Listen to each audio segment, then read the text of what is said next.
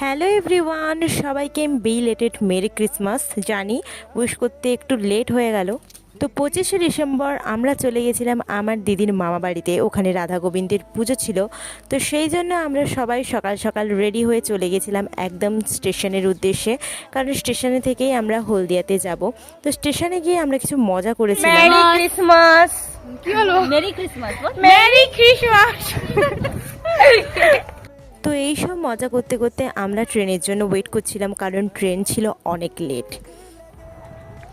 ইনি হচ্ছে আমাদের সব ব্যাগপত্র কুলি কুলি, আমাদের কুলি, আমাদের পার্সোনাল কুলি। পার্সোনাল কুলা।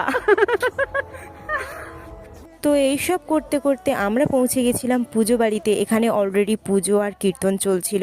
তো এইসব দেখার পর আমরা খাওয়া দাওয়া করে আবার বাড়ির দিকে রওনা হলাম। তো এইভাবেই 25শে ডিসেম্বরটা আমরা এনজয় করেছিলাম। ভালো লাগলে অবশ্যই